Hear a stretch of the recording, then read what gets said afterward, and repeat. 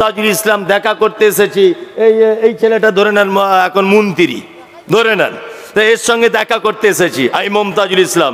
ও দরজার সামনে দাঁড়িয়ে আছি, এখন ওর যে গেটম্যান আমাকে বলছে বাড়ি কোথায়? উত্তর 24 পরগনা। ব্যাস এখান থেকে বেরো। কে তুই? তোকে চেনে মন্ত্রী সাহেব? বলছে না। বলছি তাহলে কি হবে বাপ, ওর সঙ্গে দেখা করতে হবে একটু। বলছে আমাদের এলাকার এমএলএ কে ধরে আন, এমএলএর মাধ্যমে এর কাছে পৌঁছানো যাবে, তার আগে যাবে না। আচ্ছা বলুন তো, ওর সঙ্গে যদি আমার আগে থেকে পরিচিত হয়ে থাকতো তাহলে গেটম্যান আমায় তাড়িয়ে দিতে পারতো? পারতো না। তাহলে উকিল ধরতে হয় মাঝখানে, দালাল ধরতে হয় কখন? অপরিচিত হলে দালাল ধরতে হয় পরিচয় করিয়ে দেওয়ার জন্যে। আচ্ছা বলুন, আপনাকে এই গ্রামে আপনার বাড়ি, আপনার নাম আব্দুল্লাহ, আপনাকে যে আল্লাহ আব্দুল্লাহ নামক এই গ্রামে একজনকে বানিয়েছে, এটা আল্লাহ জানে কি জানে না? এটা আল্লাহ জানে কি জানে না? আল্লাহর সঙ্গে আমার আপনার বান্দার পরিচয় আছে না নেই? আছে। তাহলে আল্লাহর সঙ্গে যখন বান্দার পরিচয় আছে, তাহলে মাঝখানে দালাল ধরতে যাব কেন? দালালের প্রয়োজন হয় না। আর এক জায়গাতে লোক ধরতে হয়, কোথায় না? মন্ত্রী সাহেব যখন টাল বাহানা করে, বাড়ি কোথায়? উত্তর 24 পরগনা। তুই মমতাজুলের বেটি তো? বলছে হ্যাঁ। টেট পরীক্ষা তোর পাস হয়ে গেছে, তবে একটু সাইজ ছোট, তোর 2 ইঞ্চি শর্ট হচ্ছে, মানে চাকরি ওর কনফার্ম। এই যে 2 ইঞ্চির কথা ভয় দেখিয়ে দিয়েছে, মানে 50,000 টাকা খাবে, বুঝলেন না? তা আচ্ছা বলুন তো দেখি, তখন আমায় লোক ধরতে হবে যে মন্ত্রীর কাছে একবার যাই, আমার বেটি চাকরিটা হয়ে যাবে। তার মানে মন্ত্রী সাহেব যদি জানার পরেও তালবাহানা করে তাহলে লোক ধরতে হয়, তাই তো? আচ্ছা বলুন তো, কোনো বান্দা যদি ভুল করে তা আল্লাহর কাছে যদি ডাইরেক্ট ক্ষমা চায়, আল্লাহ কি টালবাহানা করে বলে আগে পীর সাহেবের কাছে যাও, পারমিশন হলে তবে ক্ষমা পাবে? এরকম ব্যাপার আছে? ব্যাপার আছে? একদমই নাই। অথচ জিলাপি হুজুর বলছে আমাদের কাছে আসতে হবে। ওই কিয়ামতের মাঠে নৌকা চালাবে, ওরই 10 পয়সা দাম নাই। কি বলছি বুঝতে পারছেন না? ওর নিজেরই তো ঠিক নাই। কি আশ্চর্য ব্যাপার, আপনি অবাক হয়ে যাবেন। বলছে মাধ্যম ধরতে হবে। এই বলুন তো দেখি, সংসারের সব থেকে বেশি মারে বাচ্চাকে কে? মা। তাই বলে কি আমরা বলবো যে মা সব থেকে বদমাইশ? বলবো না। মেয়েকে, বাচ্চাকে, ছেলেকে মেরেছে মা। দুপুর বেলাতে বাচ্চাটা কাঁদতে কাঁদতে তার দাদির কাছে গিয়ে বলছে, দাদি তোমায় একটা কথা বলবো। কি বলো না? বলছে আমার মা খুব মেরেছে, একটু দুধ দাও না, একটু খাই। আচ্ছা বলুন তো, দাদির কাছে যদি তার বাচ্চা যদি দুধ চায়, এটা যদি মা দেখতে পায়, তাহলে মা রাগ করবে না মা আনন্দিত হবে? কোনটা? রাগ করবে। যদি অরিজিনাল মা হয়, মা বেটার মাথায় হাত বুলিয়ে দিয়ে বলবে, আব্বু আব্বু তুমি আমাকে একটু মেরেছি বলে আমাকে ভুলে দাদির কাছে চলে গেলে, তুমি আমার কাছেই এসো। মাঝে সাঝে আল্লাহ আমাদেরকে আজাব গজব বিপদ মুসিবত দেয়, দেয় কি দেয় না? দেয় কি দেয় না? দেয়। মা যেমন তার সন্তানকে ভালোবাসে, আর আপনি যদি তার দাদির কাছে দুধ চাইতে যান, মায়ের যেমন রাগ হয়, মা যেমন চাই বেটা মেরিছি তাই কি হয়েছে, একবার আমারই কাছে আয় ডাইরেক্ট, আমি তোকে দুধ দেব, আমি তোকে 10 মাস পেটে রেখেছি। বলুন, একটা মায়ের থেকে একটা বান্দাকে আল্লাহ বেশি ভালোবাসে না কম ভালোবাসে? বেশি ভালোবাসে। হঠাৎ যদি বিপদ আপদ মুসিবত হয়, তা আপনি দাদির কাছে যাবেন কেন? ডাইরেক্ট ধরুন আল্লাহকে। কি বলছি বুঝতে পারছেন? ডাইরেক্ট। কি আশ্চর্যভাবে মানুষকে বেঈমান বানাচ্ছে। বলছে বন্ধুরে আমার, তো বলছে কি হলো?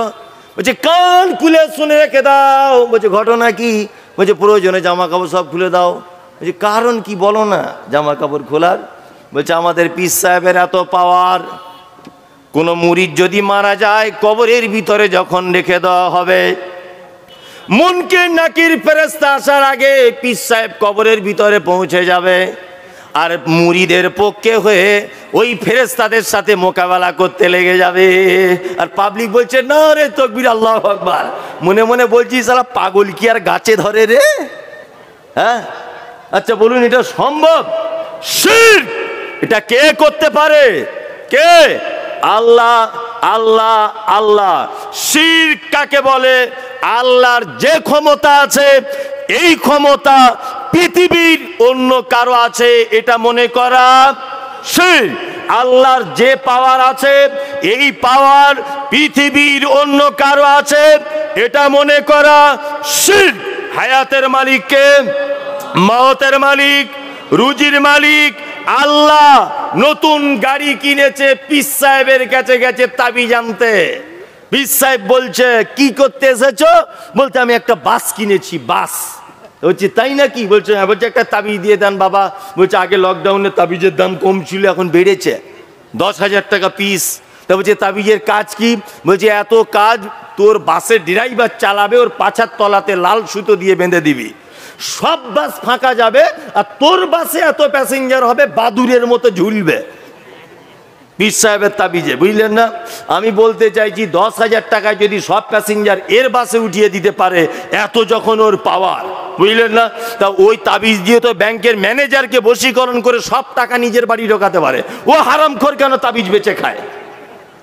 হ্যাঁ, ও কেন তাবিজ বেচে খায়? আশ্চর্য ব্যাপার। শিয়ালদা প্ল্যাটফর্মের পাশে ঘুরছি, তা দেখছি একটা লোক টিয়া পাখি খাঁচার ভিতরে নিয়ে বসে আছে। তখন আমি মাদ্রাসায় পড়ি, আর সবাই দেখছি হাত দেখাচ্ছে।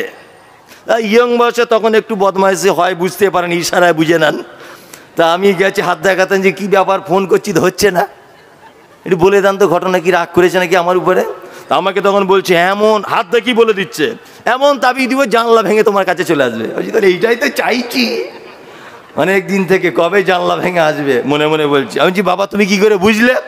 খাবা কোথা করে, হাত দেখে সব বুঝতে পারি। বলছে হাত দেখেই সব বুঝতে পারি। মাদ্রাসায় পড়া ছেলে কত খাতারনাক, ও তো জানে না। এবার আমি তখন বলছি এক কাজ করুন না, এই শিয়ালদা প্ল্যাটফর্মে অনেক লটারির দোকান আছে, বাবা একটু বলে দেন তো কোন লটারিতে ফার্স্ট প্রাইজ বাজবে আজকে, ওইটা কাটবো। বলছে এইটা বলতে পারবো না, যে পাক্কা চিটিংবাজ, পাক্কা চিটিংবাজ। ও হাত দেখে যদি মক্কা মদিনার খবর বলে দিতে পারে, আর রাজ্য লটারিতে ফার্স্ট প্রাইজ কোন নম্বরে পারবে এটা বলে দিতে পারবে না? হ্যাঁ, এই কাঁচা কুঞ্চি নিয়ে ছিলতে হবে ফাঁকা ময়দানে, বুঝলেন? একদম এদের থেকে দূরে থাকবেন, পাক্কা চিটিং। এ ক্ষমতা কার? কার? আল্লাহর। আল্লাহর। আল্লাহর। পৃথিবীর কারো কাছে এ ক্ষমতা নেই। শিরক। শিরক কত বড় মহাপাপ, আপনাকে একটা জিনিস দেখাই, তাহলে আপনি বুঝতে পেরে যাবেন মানুষ কত বোকা। আমি মমতাজুল ইসলাম পলাশী মির্জাপুর স্টেশনে দাঁড়িয়ে আছি, আমার হাতে আছে একটা বিস্কুট, এক কাপ চা। ওইদিকে একজন দাঁড়িয়ে আছে তাজিবুর ভাই, ও আছে খালি হাতে দাঁড়িয়ে। একটা কুকুর প্ল্যাটফর্মে ঘুরছিল। আচ্ছা বলুন তো, তাজিবুরের কাছে দাঁড়াবে না আমার কাছে দাঁড়াবে? আমার কাছে দাঁড়াবে। কুকুরও জানে মমতাজুল বিস্কুট খাচ্ছে, একটু ভেঙে দিতে পারে। কুকুরও বোঝে কার কাছে গেলে রুজি পাওয়া যায়, মানুষ বোঝে না কার কাছে গেলে রুজি পাওয়া যায়। মানুষ রুজি খুঁজতে খুঁজতে রুজির যে মালিক তাকেই হারিয়ে ফেলছে। আল্লাহু আকবার। আপনি মাজারগুলোতে যান, মাজারগুলোর বাসে দেখবেন রাস্তার ধারে ভিখারিরা থালা নিয়ে বসে আছে, জীবিত মানুষের কাছে ভিক চাইছে। আর এই শিক্ষিত মানুষ মাজারের মরা মানুষের কাছে ভিক চাইতে যাচ্ছে। ফকির ব্যাপারটা বুঝতে পেরেছে, মরা মানুষের কাছে মাল পাওয়া যায় না, ওই জন্য থালা নিয়ে জ্যান্ত মানুষের কাছে ভিক্ষা চায়। আর এই শিক্ষিত মানুষ রুজি চাইতে যাচ্ছে মরা মানুষের কবরে। এটা শিরক, মারাত্মক বড় শিরক। খাইরিকি ওয়া শাররিকি মিনাল্লাহি তাআলা। ভালো মন্দ যা কিছু হয় কার থেকে হয়? কার থেকে? আল্লাহ থেকে হয়। মারাত্মক বড় শিরক। শিরক মারাত্মক বড় পাপ। এ পাপ থেকে দূরে থাকার চেষ্টা করবেন। যে আমাদের আহলে হাদিস বলে যারা দাবি করছি, আমরা অনেক সময় শিরকের ভিতরে লিপ্ত আছি। অনেক বিশেষ করে মায়েদেরকে দেখতে পাওয়া যায় হাতে দেখছি তাবিজ পড়ে আছে, নাই? শিশু বাচ্চাদের এইখানে দেখছি কালো টিপ এইরকম করে ঘুরিয়ে দিয়েছে। হাগো খালা, বাচ্চা ছেলে টিপ দিলে কেন? বলছে নজর লাগবে না। এটাই শিরক। কি বলছি বুঝতে পারছেন না? ড্রাইভার গাড়ি চালাতে চালাতে একটা বিড়াল পার হয়ে গেছে, হঠাৎ করে একদম স্যাটেল ব্রেক মেরে দাঁড়িয়ে গেল, চাকা হিঁচিয়ে চলে গেল। বলছে কারণ কি? বলছে বিড়াল চলে গেল। তো বিড়ালও তোমার কি ক্ষতি করতে পারে? হ্যাঁ, দোকান খুলেছেন, প্রথম বউনি কাস্টমার বলছে ভাই সকালবেলাতে 100 গ্রাম মুড়ি দাও, চা দিয়ে খাবো। বলছে খুচরো পয়সা নেই ভাই, পরে দিব। বলছে নমস্কার, মাফ করিও, বউনি বেলাতে ধার দিতে নাই। ধার দিলে ও তোমার কি ক্ষতি করতে পারে? দোকান খুলেছেন, বলছে এখনো ধূপ ধুনো দেওয়া হয়নি। ধূপ তো গোবর দিয়ে তৈরি করে, কাঠের গুঁড়া দিয়ে করে, ও আপনার ক্ষতি কি করে দিতে পারে? এটা মারাত্মক শিরক। তাবিজ মারাত্মক বড় শিরক। আমরা কিন্তু আহলে হাদিস বলে দাবি করার পরে অনেক মায়েরা হাতে হাতে এগুলো ব্যবহার করছে। কে করছে কি করছে না? হ্যাঁ, করবে। এ তো মানা করতে পারবেন না আপনি। আপনি তো গুড়ে চিনি দিচ্ছেন, দুটোতে একই। যে তাবিজ দিচ্ছে আপনি গুড়ে চিনি মারছেন, দিয়ে বিক্রি করছেন, বলছেন একদম পিওর মাল, গাছ থেকে এই মাত্র পেরে এনেছি, অথচ দুনিয়ার চিনি। ফেরেশতারাও একদম পালিশ করছে বাঁশ, বলছে আয় একবার, আয় একবার। তাজিপুরে মাদ্রাসায় দান করেছে আর গুড়ে চিনি, এই যদি ধরতে পারে একবার কি যে হবে আল্লাহ ছাড়া কেউ জানে না। কবরে যদি একবার নদিয়া জেলার লোককে দেখা যেত না, তো শুধু গুড়ে চিনির জন্য যে কি হচ্ছে আল্লাহ ছাড়া কেউ জানবে না। এটা মনে হয় সবাই করে না, কিছু কিছু মানুষ করে, করে কি করে না? সব এই রুগী, সব রুগী। কেউ বলছে 12 আনা নাই, 1 টাকাই বলতে পারেন, তাই না? কিছু ইল্লা মাশাআল্লাহ ভালো মানুষ, ইমানদার লোক আছে, তবে তাদেরকে দূরবীন নিয়ে দেখতে হবে তারা কোথায় বসবাস করে, এটাও একটা ব্যাপার, তাই না? উভয় পক্ষ পাপের সঙ্গে জড়িত। আপনার স্ত্রীর কাছে বিনীত অনুরোধ যে আপনার স্ত্রীকে বলে দিবেন তাবিজ কবর, লাল সুতো, কালো সুতো, ধাগা বাঁধা, অমুক, টিকুলি দেওয়া, কালো টিপ দেওয়া, সব শিরক। এর থেকে আপনার পরিবারকে বাঁচাতে হবে। চলুন কত বড় শিরক তাবিজ, আপনাকে একটা জিনিস দিয়ে প্রমাণ করি। আল্লাহ নবী সাল্লাল্লাহু আলাইহি ওয়াসাল্লামের কাছে 10 জনের একটা দল লোক এসেছে। আল্লাহ নবী সাল্লাল্লাহু আলাইহি ওয়াসাল্লামের কাছে বাইয়াত গ্রহণ করছে, হাতে হাত দিয়ে মুসাফা করছেন। আল্লাহ নবী সাল্লাল্লাহু আলাইহি ওয়াসাল্লাম 9 জনের হাতে হাত দিয়ে মুসাফা করলেন, বাইয়াত গ্রহণ করলেন, একজনের হাতে হাত দিলেন না। ওই 9 জন তখন আল্লাহ নবীকে বলছেন, আল্লাহর নবী আপনি একজনের হাতে হাত দিলেন না কেন? তখন নবীজি বলছেন, দেখতে পাচ্ছ না ওর হাতে তাবিজ লটকানো আছে, এই কারণে তো ওর হাতে হাত দিলাম না। তার মানে যার হাতে তাবিজ লটকানো থাকে আল্লাহর নবী তার হাতে হাত দিলেন না, আর হুজুর তাবিজ দিয়ে নিজের মুরিদ বাড়ায়। কি বলছি বুঝতে পারছেন না? হুজুর নিজে তাবিজ দিয়ে নিজের মুরিদ বাড়ায়। পরিবারকে সর্বপ্রথম আপনাকে কি করতে হবে? শিরক মুক্ত পরিবার গড়ে তুলতে হবে। আর 2 নম্বর, লোকমান হাকিম তার বেটাকে বলছেন, বেটা ওয়াসাইনাল ইনসানা লিওয়ালিদাইহি হামালাতুহু উম্মুহু ওয়াহানান আলা ওয়াহানিন ওয়াফিসালুহু ফি আমাইনি আনিশকুরলি ওয়া লিওয়ালিদাইকা ইলাইয়াল মাসির। বেটা জাহান্নাম থেকে যদি বাঁচতে চাও পিতামাতার সঙ্গে সদ্ব্যবহার করো, কারণ তোমাকে কষ্টের পর কষ্টে পেটে ধারণ করে তোমাকে পৃথিবীতে এনেছে, 2 বছর যাবৎ তোমাকে দুধ পান করিয়েছে। এটা মহান আল্লাহর নির্দেশ, তোমরা পিতামাতার সঙ্গে সদ্ব্যবহার করো। জাহান্নাম থেকে বাঁচার দ্বিতীয় আপনার পরিবারকে পিতামাতার সঙ্গে সদ্ব্যবহার করতে হবে, এটা আপনার বেটা বেটিকে বলে দিতে হবে। আমরা করি? পিতামাতার সঙ্গে ভালো ব্যবহার করছি? এই করছি ভাই না? বুড়ো মানুষরা খুব আনন্দ করছে যে এইবারে দিচ্ছে মলি সাহেব, হ্যাঁ, কিন্তু ওই যে ইয়ং বয়সে ভিটামিন ছিল এটাও মনে নাই। ছোট্ট খোকন বলল সেদিন বাবাকে তারা ডেকে, আচ্ছা বাবা তোমার চুলগুলো সব যাচ্ছে কেন পেকে? বাবা বলে, যাদের ছেলে দুষ্টুমিতে পাকা তাদের বাবার মাথার চুল যে যায় না কাঁচা রাখা। ছোট্ট খোকন মুচকে হেসে বলল, তখন হয়নি আমার ভুল, তুমিও তো ছিলে আমারই মতো, তাই পেকে ছিল দাদুর চুল। কি বুঝলেন? একটা বাচ্চা ছেলে, তার বাপ বলছে বাচ্চা ছেলেকে, তুই এত বদমাইশি করছিস, আমার মাথার চুল পেকে যাচ্ছে, তোর টেনশনে। তখন ছেলেটা বলছে, তাহলে দাদুর চুল পেকেছিল কেন? কি বলছি বুঝতে পারছেন না? তা আমাদের অবস্থা ঠিক তেমন নয়, হ্যাঁ? যেমন আপনি, আপনার বেটা তেমন। আল্লাহু আকবার। 5 বার করে হজ করতে যাচ্ছে, টাকা বেশি হয়েছে, কি করবে, খরচা তো করতে হবে। 4-5 বার করে। এই কোথায় জান্নাত খুঁজতে চাইছেন? আল্লাহর নবী বলছেন তোমার মায়ের এইখানটাতে জান্নাত। কোথায় জান্নাত খুঁজতে চাইছেন? কোন মাদ্রাসায় 1 লাখ টাকা দান করে জান্নাত যাওয়ার আশা করছেন? হ্যাঁ, কোথায় উমরা হজ করতে যাচ্ছেন 4-5 বার করে? কেন? আপনার মা বেঁচে আছে এখনো, পালি সিস্টেম ইমাম সাহেবের মতো ভাত খায়, আর আপনি চলে যাচ্ছেন মক্কাতে প্লেনে চেপে। আপনি কি ভাবছেন জান্নাত খুব সস্তা? অত সহজ নয়। আল্লাহ সুবহানাহু ওয়া তাআলা বলছেন, শোনো, পৃথিবীতে যদি জাহান্নাম থেকে যদি বাঁচতে চাও, তোমার পিতামাতার সেবা করার মাধ্যম দিয়েই তুমি জাহান্নাম থেকে বাঁচো। আল্লাহর নবী সাল্লাল্লাহু আলাইহি ওয়াসাল্লাম নয়, স্বয়ং আল্লাহ বলেছেন, উফিউ ওয়ালা তানহারহুমা ওয়া কুল লাহুমা কাওলান কারীমা।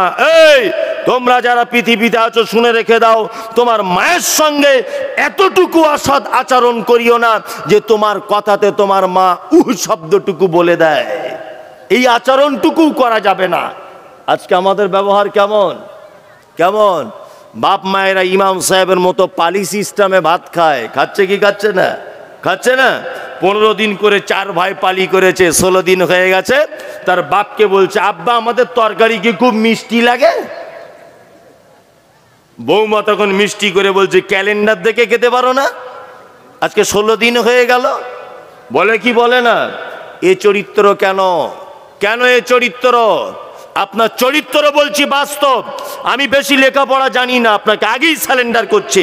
বেশি হাদিস কোরআন জানি না, তবে একেবারে যে জানিও না তাও নয়। কি বলছি বুঝতে পারছেন না? একেবারে যে জানিও না তাও নয়। মাদানী সাহেব আসছেন, ওনার ছাত্র আমি, ওনার মাদ্রাসার। কি বললাম বুঝলেন? ওনার মাদ্রাসার ছাত্র। একেবারে যে বুঝি না তাও নয়। আপনি বাজারে গিয়েছিলেন পলাশিতে, আপনার বয়স তখন ছিল 3 বছর, আব্বার সাইকেলে চড়ে। আপনার আব্বাকে সাইকেলে চড়িয়ে বলছেন, আব্বা এটা কি গাড়ি গো? বলছে টাটা সুমো। বলছে এটা কি? বলছে এটা স্করপিও। বলছে আব্বা এটা কি গো? বলছে এটা হিমসাগরাম। আব্বা এটা কি? বলছে এটা লিচু। আব্বা এটা কি? বলছে এটা সবেদা। এটা কি? বলছে নদিয়ার পিওর গুড় খাজুরে। এটা কি? বলছে এটা তালের সন্দেশ। এটা কি? বলছে এর নাম পান্তুয়া। বাড়ি এসেছেন, বাড়ি থেকে যাওয়া আসা পর্যন্ত 100টা প্রশ্ন করেছেন আপনার আব্বাকে। আপনার আব্বা বাড়ি এসে আপনার মায়ের কানের কাছে বলছে, ওগো শুনছ আমাদের আব্দুল্লাহ না কথা বলতে শিখে গেছে, কি আনন্দ গো, একটু লিচু বলো তো আব্বু। লিচু। বলছে লিচু। বলছে খুব আনন্দ। তোমার 100টা প্রশ্ন তো তোমার মা সেদিন হেসেছিল, তোমার আব্বা সেদিন তৃপ্তি বোধ করেছিল। ওই আব্বাটারই আজকে 70 বছর বয়স, চোখে কম দেখে কানে কম শোনে, ভাত খেতে বসেছে। তোমার আব্বার ভাতের থালার সাইড দিয়ে একটা মুরগির বাচ্চা বারবার পেরিয়ে যাচ্ছে। তোমার আব্বা বলছে, কি গে, কি রে আব্দুল্লাহ, এটা কিসের বাচ্চা রে, বারবার ভাতের থালার পাশে ঘুরঘুর করছে? তখন আব্দুল্লাহ বলছে, আব্বা এটা মুরগির বাচ্চা। কানে শুনতে কম পায়, আবার জিজ্ঞাসা করে বলেছে, আব্দুল্লাহ এটা কি রে? বলছে এটা মুরগির বাচ্চা। আবার শুনতে পাইনি, চোখে দেখতেও কম পায়, 3 বারে আবার জিজ্ঞাসা করেছে, আব্দুল্লাহ এটা কি রে? তখন আব্দুল্লাহ চিল্লিয়ে দিয়ে বলছে, এ শালা বুড়োটা মরে না কেন? এত লোকের মরণ হয়, বুড়োটা মরে না কেন রে? এ কথা আমরা বলি কি বলি না? অথচ 100টা প্রশ্ন করেছিলে, শুধুমাত্র বাজারে যাওয়া আসার পথে একবারও রাগ করে নেই। আল্লাহু আকবার। আপনি অবাক হয়ে যাবেন। আমার 11টা পর্যন্ত টাইম, মানে আর 20 মিনিট রয়েছে। এই 20 মিনিটের মধ্যে আমি একটা কথা বলে দিই, সেটা হচ্ছে এই পিতামাতার সঙ্গে কেমন ব্যবহার করবে। কোরআনের আয়াত দিয়ে বলি। আচ্ছা শুনে যান, যারা চলেই যদি যান এইটা শুনেই যান, এটা আপনার কাছে আমার অনুরোধ। 4 ভাই দিল্লিতে কাজ করেন, ছেড়ে দেবো নাকি? ছেড়ে দিব? আচ্ছা তাহলে লড়াচড়া করছেন কেন? এতক্ষণ যা লড়াচড়া করেছেন, হাসাহাসি করেছেন, চুপচাপ এবার বসুন। এই কথাটা বলবো, যদি এইখান দিয়ে পানি না বার হয় তাহলে ভাববো যে আমি ঠিক করে বুঝাতে পারিনি বা বলতেও পারিনি। এইখান থেকে এক্ষুনি আপনার প্রমাণ হয়ে যাবে পিতামাতা কি, সেটা বোঝাচ্ছি আপনাকে। লোকমান হাকিম তার বেটাকে বলছে, যদি জাহান্নাম থেকে বাঁচতে চাও পিতামাতার সেবা করার মাধ্যমে জাহান্নাম থেকে বাঁচো। কেমন সেবা করবেন আর কি করবেন কোরআন দিয়ে সেটা বলছি। 4 ভাই আপনারা দিল্লিতে কাজে গেছেন, 4 জনাই। বাড়ি থেকে আসার সময়তে, দিল্লি থেকে বাড়ি আসবেন ঈদের 1 সপ্তাহ আগে, আপনার স্ত্রীকে ফোন করে বলছেন, হ্যালো হ্যালো সুফিয়া, এই মঙ্গলবারই বাড়ি যাব, তোমাদের জন্য কিছু নিয়ে যেতে হবে। সুফিয়া বলছে, আমার জন্য একটা বেনারসি শাড়ি, ছেলের জন্য জিন্স প্যান্ট, মেয়ের জন্য পাকি চুড়িদার, আর আমার বোনের জন্য একটা লেহেঙ্গা আনবে। বুঝলেন না? 4 ভাই দোকানে কেনাকাটা করতে চলে গেল। কেনাকাটা শেষ, ওর স্ত্রী আবার ফোন করছে, হ্যালো বলছিলাম ওই লাল টকটকে কালারটা নিয়েছো তো? বলছে সবার কেনাকাটা রেডি। বলছে তাহলে এত দেরি হচ্ছে কেন? তুমি তাড়াতাড়ি চলে এসো, বাড়ি আসতে হবে, ট্রেন মিস হয়ে যাবে। তখন আপনি ওই পার থেকে ফোনে বলছেন, না ঈদের দিনে বাড়ি যাবো তো, মায়ের জন্য একটা শাড়ি নিচ্ছি আর আব্বার জন্য একটা পাঞ্জাবি আর লুঙ্গি। আপনার স্ত্রী নদিয়া থেকে তখন বলছে, কেন তুমি প্রত্যেক বছরে তোমার আব্বা মাকে লুঙ্গি দিতে যাবে, তোমার আব্বা মাকে শাড়ি দিতে যাবে কেন? তোমার আর চারটে ভাই চোখে দেখতে পায় না? বাড়ি চলে আসো। বইয়ের কথা কে না শোনে, ঠক ঠক করে কাঁপতে কাঁপতে চলে আসে। আমি স্টেজে খুব বেশি বেশি করে ছোট বড় বলি, বাড়ি গেলে আর কথা বলতে পারি না। আমি নিজের কথা বলছি, বাড়ি গেলে কিছু বলতে গেলে আমার স্ত্রী ওয়ালা আলি মুহাম্মদ কামা বারাকতা আলা ইব্রাহিম ওয়ালা আলি ইব্রাহিম ইন্নাকা হামিদুম মাজিদ। وقال الله تعالى أعوذ بالله من الشيطان الرجيم وإذ قال لقمان لابنه وهو يعظه يا بني لا تشرك بالله إن الشرك لظلم عظيم। وقال الله تعالى يا أيها الذين آمنوا قوا أنفسكم وأهليكم نارا وقودها الناس والحجارة أعدت للكافرين। সমস্ত প্রশংসা আল্লাহর জন্য, যিনি আমাদেরকে এক মাদ্রাসা কেন্দ্রিক আলোচনা সভাতে বসে হাদিস এবং কোরআন শোনার তৌফিক দান করেছেন। সংক্ষিপ্ত আকারে সকলেই একবার বলি আলহামদুলিল্লাহ। অতঃপর বিশ্ববরেণ্য নেতা, বহিপ্লবিক পরনেতা সৈয়দুল মুরসালিন খাতামুন নবিয়্যিন নবী মুহাম্মদ রাসূলুল্লাহ সাল্লাল্লাহু আলাইহি ওয়াসাল্লামের উপর অজস্র দরুদ শান্তির ধারায় বর্ষিত হোক। আল্লাহুম্মা আমিন, আল্লাহুম্মা সাল্লি আলাইহি। আজকের জলসার সুযোগ্য নির্বাচিত যোগ্যতম সভাপতি, মাদ্রাসা কর্তৃপক্ষ, বিজ্ঞাপিত অবিজ্ঞাপিত ওলামায়ে কেরাম, বিভিন্ন অতিথিবৃন্দ, শ্রোতা হিসেবে যারা এসেছেন, চলে গেছেন, আসছেন, নারী পুরুষ আবাল বৃদ্ধ বনিতা নির্বিশেষে সকলকে জানাচ্ছে আন্তরিক শুভেচ্ছা, ভালোবাসা, মোবারকবাদ, ধন্যবাদ, সাধুবাদ, স্নেহাশিস যথাক্রমে শ্রেণীগতভাবে।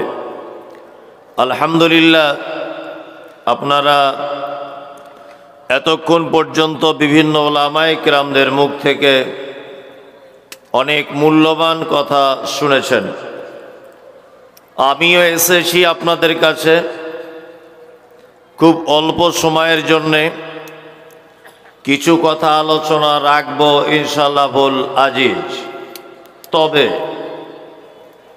এটা দেখতে ভালো লাগবে আরও, এই জন্যে বলছি, বাধ্য নয়, হুকুমও নয়, আদেশও নয়। যারা একটু দাঁড়িয়ে আছেন বসে যান, কোরআনের মজলিস, যদি ভালো মনে করেন তাহলে বসুন, আর যদি আপনি দাঁড়ানোটাকেই ভালো মনে করেন আপনি দাঁড়িয়ে থাকুন, আমার আপত্তি নেই। তবে দেখতে একটু ভালো লাগতো, কোরআনের কথা হবে তো, এই জন্য একটু বসুন। শীতের দিনে চেপে চেপে বসে যান, আল্লাহ রহম করবে। বসুন বসুন ভাই, বসুন, মেহরবানি করে বসে যান, কথা শুনতে হয়, বসে যান। ধর্মীয় কথায় কোরআনের কথা দাঁড়িয়ে শুনলে একটা কেমন লাগে, মেহরবানি করে একটু বসে যান। হ্যাঁ, যাই হোক, আমি পবিত্র আল কোরআনের সূরা লোকমানের একটি আয়াত আপনাদের সামনে তেলাওয়াত করেছি, আর সূরা বাকারার একটি আয়াত আপনাদের সামনে তেলাওয়াত করেছি। এই আয়াত দুটিকে কেন্দ্রবিন্দুতে রেখে কিছু কথা আলোচনা রাখবো ইনশাআল্লাহুল আজিজ।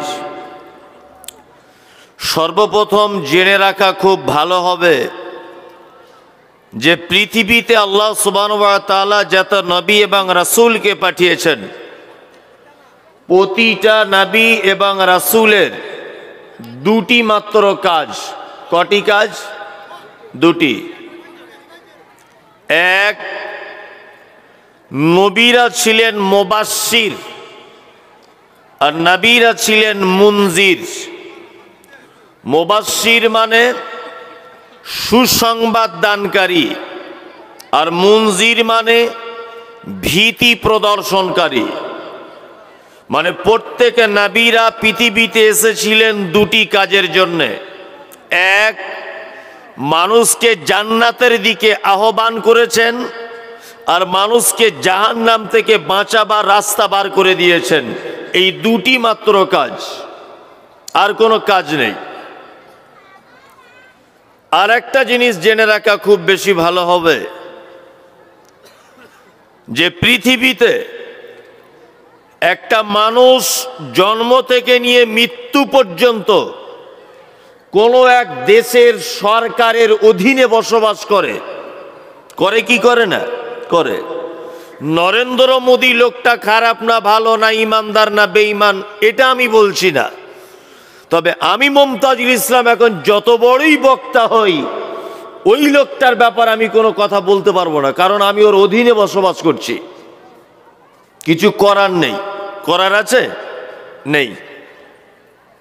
পৃথিবীর প্রত্যেক মানুষ কোনো না কোনো দেশের সরকার বা রাজার অধীনে আছে, আর প্রত্যেক দেশের সরকার বা রাজা তার অধীনস্থ মানুষকে একটা জায়গা থেকে বাঁচাবার জন্য যত টাকা খরচা করে, আর অন্য কোনো বিষয়ে বাঁচানোর জন্য এত টাকা খরচা করে না, তার নাম আগুন।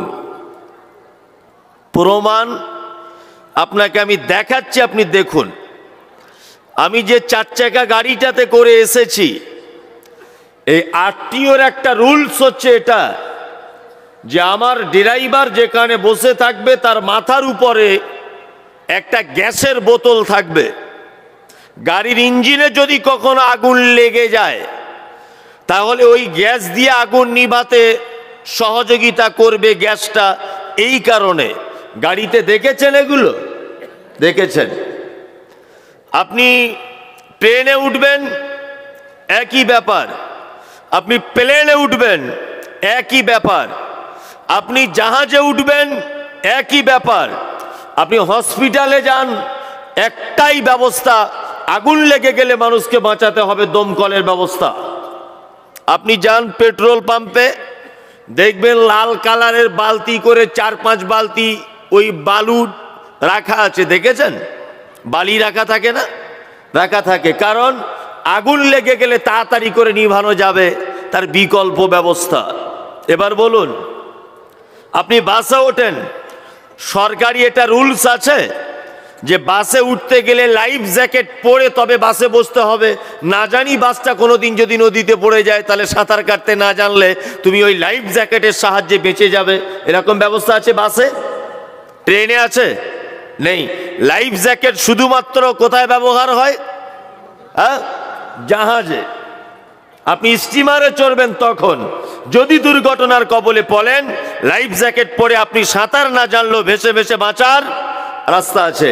কিন্তু আগুন থেকে বাঁচাবার জন্য সরকারি থেকে শুরু করে আর আপনার মা পর্যন্ত বারবার আপনাকে বাঁচানোর জন্য চুলাতে রান্না করার পরে কাঠ দিয়ে ঢেকে দেয়, বাচ্চা ছেলেটা যাতে আগুনে পা না দিয়ে দেয়।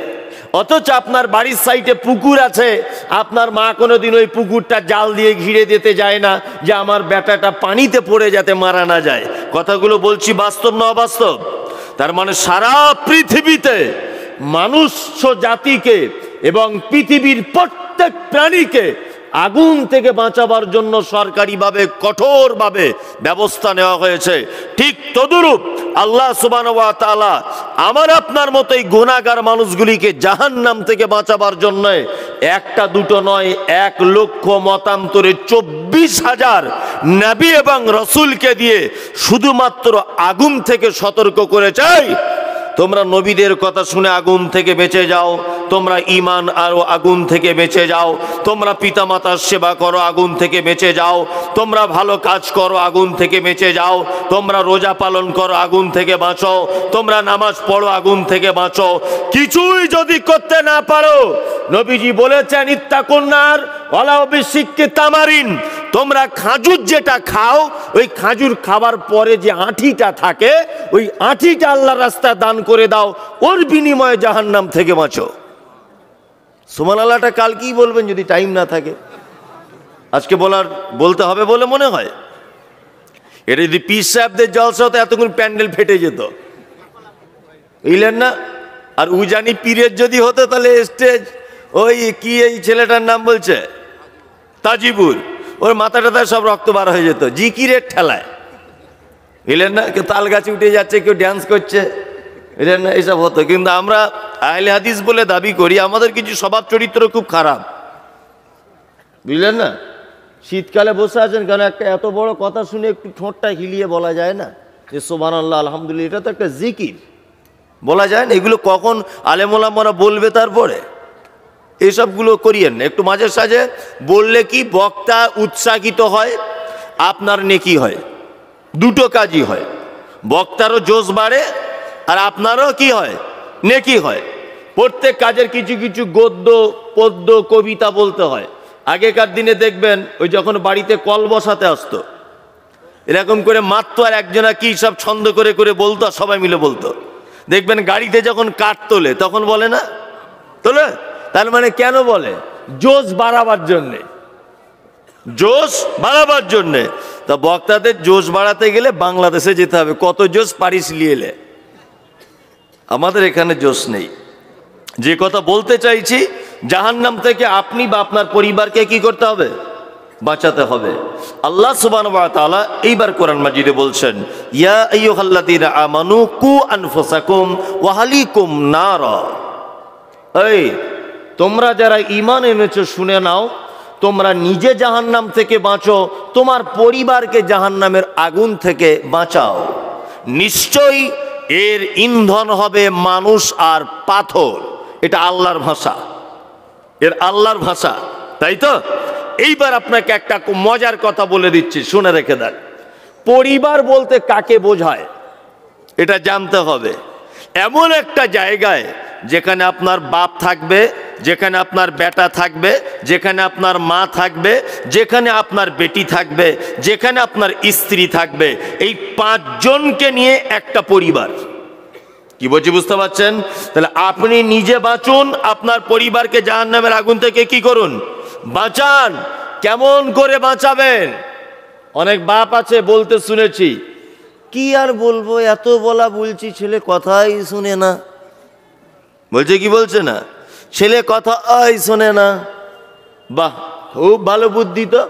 চৈত্র মাসের প্রখর রোদ্দুরে টিনের চালের যাদের বাড়ি হয়, আপনার 4 বছরের একটা বাচ্চাকে যদি খালি পায়ে দুপুর বেলাতে ওই চালের উপরে যদি শুইয়ে দেওয়া হয়, আচ্ছা বলুন তো, আপনি বাপ হয়ে এ দৃশ্য নিজে চোখে দেখে মেনে নিতে পারবেন? পারবেন? তাহলে টিনের চালের আগুনের থেকে জাহান্নামের আগুনের তেজ কম না বেশি? বেশি। তা আপনার সামনে যেদিন আপনার বেটাকে জাহান্নামে ফেলা হবে, আপনি সেদিন মানবেন কি করে? মানবেন কি করে? মানা যাবে? যাবে না। তাহলে এখন থেকে আপনাকে গার্ড করতে হবে, আপনার পরিবারকে গার্ড করতে হবে। এই গার্ড কি দিয়ে করবেন? কোন পদ্ধতিতে আপনার বেটা বেটি, আপনার স্ত্রীকে, আপনার পরিবারকে জাহান্নাম থেকে বাঁচাবার প্রথম পদক্ষেপটা কি, এইটা আপনাদের সামনে বলবো। এবার আপনাদেরকে একটা কথা বলে রাখছি, জাহান্নাম থেকে বাঁচাবার পরিবারকে প্রথম পদক্ষেপ কি এটা বলছি। কোরআনে একটা লোকের নাম এসেছে, তার নাম লোকমান। নাম শুনেছেন? লোকমান নবী ছিল, নবী বাড়ি কোথায় জানেন? জানেন না? আমাদের মাদানী সাহেব আছেন, খুব আমার আপনজন মানুষ, ওনার পাশের গ্রামে আমার মাদ্রাসা আছে, তো ওই জন্য খুব পরিচিত। ওই 2-3 দিন আগে ওনার বাড়িতে গিয়েছিলাম। তা খুবই পরিচিত মানুষ, ওনার কাছেও জিজ্ঞেস করবেন এটা, যে মমতাজুল সাহেব একটা ছোট মৌলভী সাহেব বলে গেছে, কথাটা কতটা সত্য কতটা মিথ্যা। পবিত্র আল কোরআনে অনেক মানুষের নাম এসেছে যারা নবীও ছিলেন না, রাসূলও ছিলেন না। যেমন আবুল আহাব নবী রাসূল ছিলেন, বরঞ্চ ইসলামের শত্রু, চরম শত্রু। ফেরাউন ইসলামের চরম শত্রু। হামান ইসলামের চরম শত্রু। কারুন ইসলামের চরম শত্রু। আল্লাহ এদের নাম কোরআন মাজিদে দিয়েছেন। আর কিছু ভালো মানুষের নাম দিয়েছেন, তাদের নামে কি তারা নবীও নন, রসুলও নন। মারিয়াম আলাইহিস সালাম, আব্বার নাম ইমরান, কোরআনে আছে? আছে? ইনি কি ছিলেন?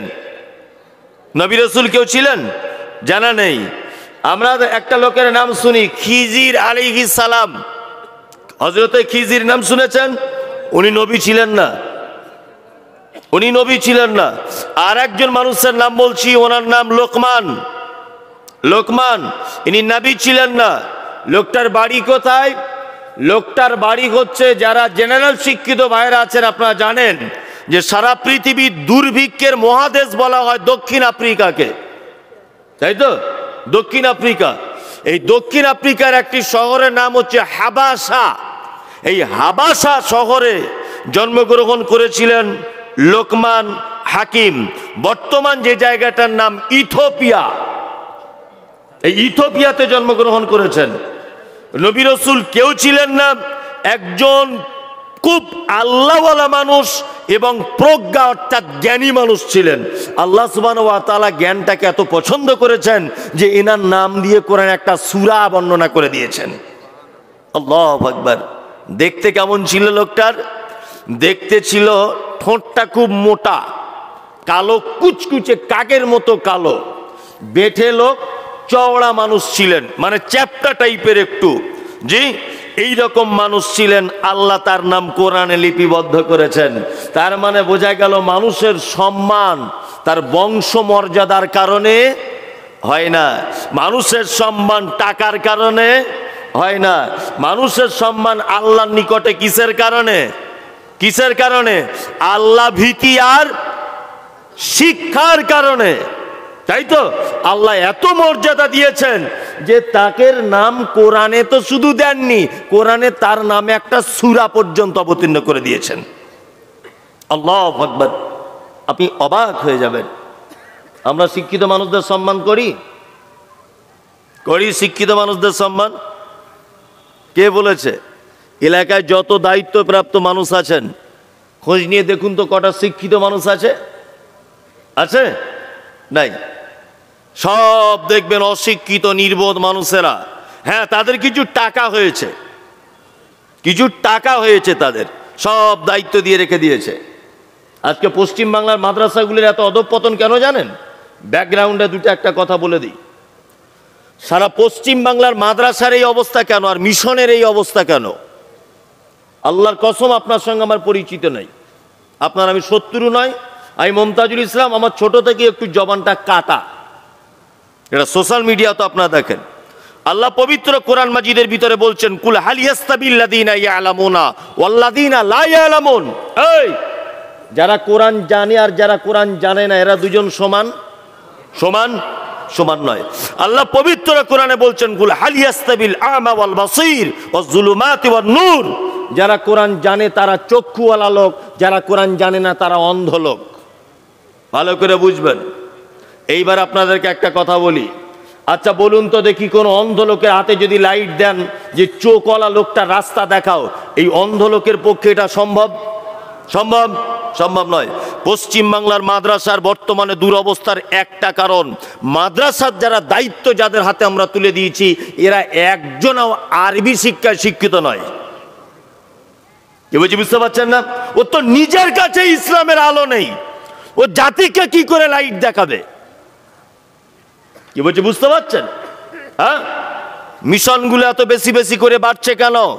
মিশনগুলো বাড়ছে তার একটা কারণ, মিশন যারা তৈরি করছে এরা আরবি লাইনের ছাত্র নয়, এরা ওই লাইনেরই ছাত্র, এই জন্য ডেভেলপ করতে পারছে।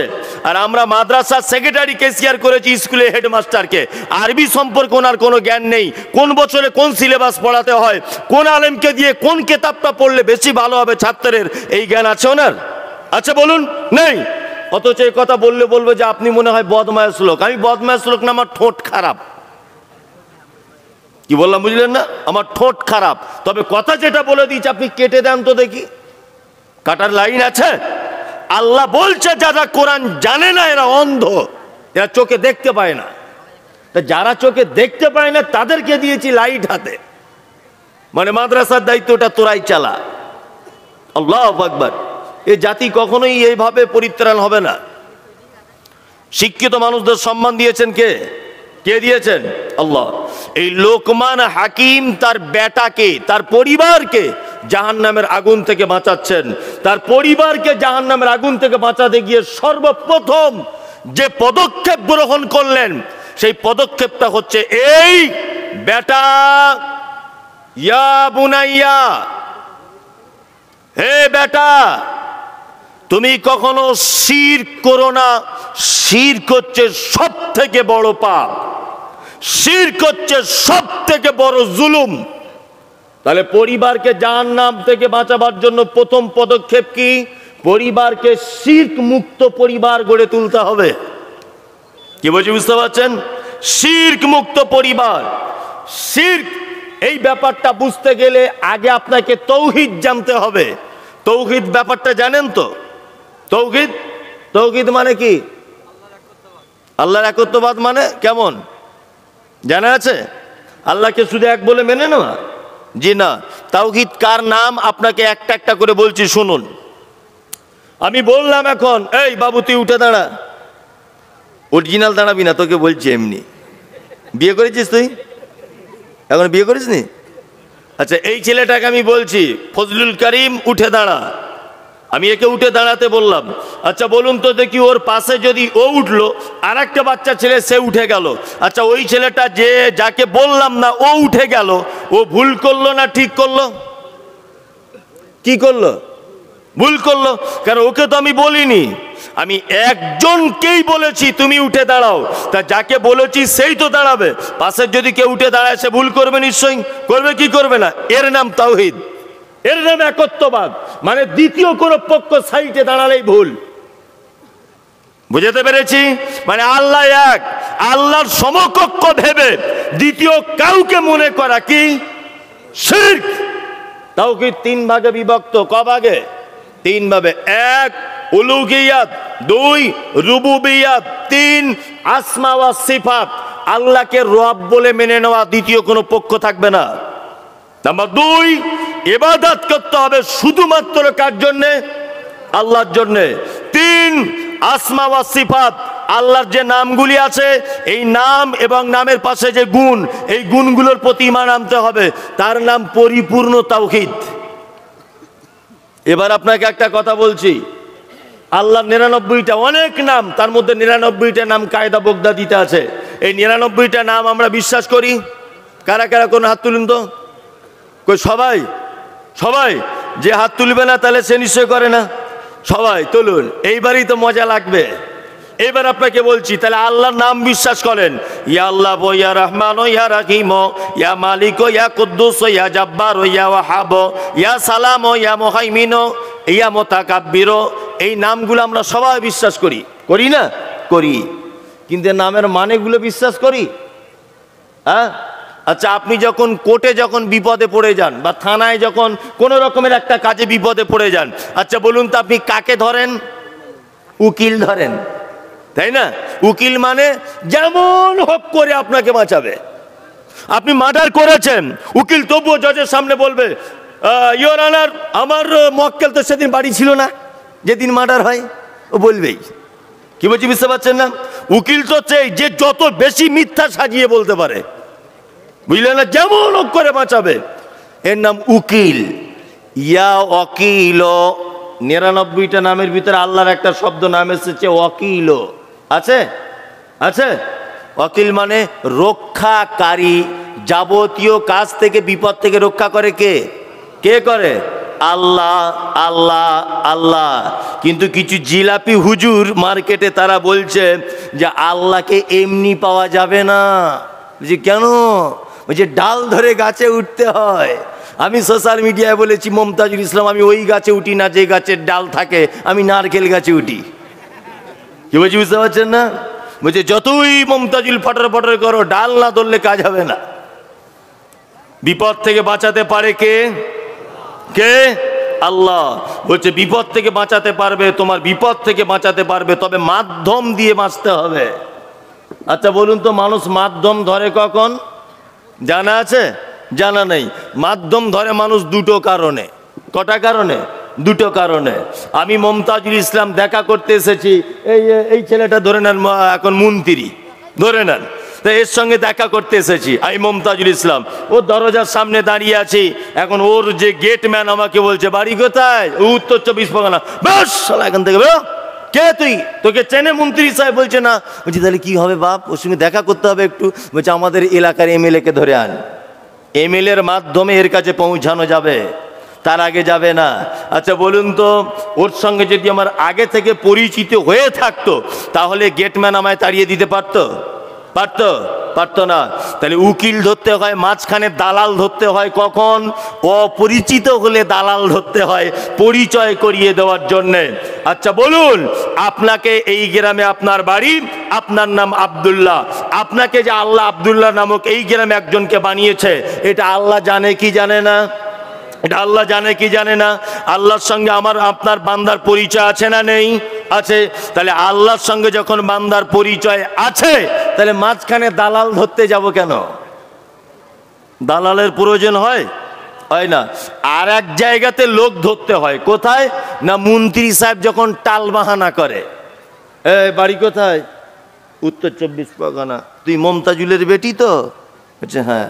হ্যাঁ, টেট পরীক্ষা তোর পাস হয়ে গেছে, তবে একটু সাইজ ছোট, তোর 2 ইঞ্চি শর্ট হচ্ছে। মানে চাকরি ওর কনফার্ম। এই যে 2 ইঞ্চির কথা ভয় দেখিয়ে দিয়েছে, মানে 50,000 টাকা খাবে, বুঝলেন না? তা আচ্ছা বলুন তো দেখি, তখন আমায় লোক ধরতে হবে যে মন্ত্রীর কাছে একবার যাই, আমার বেটি চাকরিটা হয়ে যাবে। তার মানে মন্ত্রী সাহেব যদি জানার পরেও তালবাহানা করে, তাহলে লোক ধরতে হয়, তাই তো? আচ্ছা বলুন তো, কোনো বান্দা যদি ভুল করে, তা আল্লাহর কাছে যদি ডাইরেক্ট ক্ষমা চায়, আল্লাহ কি তালবাহানা করে বলে আগে পীর সাহেবের কাছে যাও, পারমিশন হলে তবে ক্ষমা পাবে? এরকম ব্যাপার আছে? ব্যাপার আছে? একদমই নাই। অথচ জিলাপি হুজুর বলছে আমাদের কাছে আসতে হবে। ওই কিয়ামতের মাঠে নৌকা চালাবে, ওরই 10 পয়সা দাম নাই। কি বলছি বুঝতে পারছেন না? ওর নিজেরই তো ঠিক নাই। কি আশ্চর্য ব্যাপার, আপনি অবাক হয়ে যাবেন। বলছে মাধ্যম ধরতে হবে। এই বলুন তো দেখি, সংসারের সব থেকে বেশি মারে বাচ্চাকে কে? মা। তাই বলে কি আমরা বলবো যে মা সব থেকে বদমাইশ? বলবো না। মেয়েকে, বাচ্চাকে, ছেলেকে মেরেছে মা। দুপুর বেলাতে বাচ্চাটা কাঁদতে কাঁদতে তার দাদির কাছে গিয়ে বলছে, দাদি তোমায় একটা কথা বলবো। কি বলো না? বলছে মা খুব মেরেছে, একটু দুধ দাও না, একটু খাই। আচ্ছা বলুন তো, দাদির কাছে যদি তার বাচ্চা যদি দুধ চায়, এটা যদি মা দেখতে পায়, তাহলে মা রাগ করবে না মা আনন্দিত হবে? কোনটা? রাগ করবে। যদি অরিজিনাল মা হয়, মা বেটার মাথায় হাত বুলিয়ে দিয়ে বলবে, আব্বু আব্বু তুমি আমাকে একটু মেরেছি বলে আমাকে ভুলে দাদির কাছে চলে গেলে, তুমি আমার কাছেই এসো। মাঝে সাঝে আল্লাহ আমাদেরকে আজাব গজব বিপদ মুসিবত দেয়, দেয় কি দেয় না? দেয় কি দেয় না? দেয়। মা যেমন তার সন্তানকে ভালোবাসে, আর আপনি যদি তার দাদির কাছে দুধ চাইতে যান, মায়ের যেমন রাগ হয়, মা যেমন চাই বেটা মেরিছি তাই কি হয়েছে, একবার আমারই কাছে আয় ডাইরেক্ট, আমি তোকে দুধ দেব, আমি তোকে 10 মাস পেটে রেখেছি। বলুন, একটা মায়ের থেকে একটা বান্দাকে আল্লাহ বেশি ভালোবাসে না কম ভালোবাসে? বেশি ভালোবাসে। হঠাৎ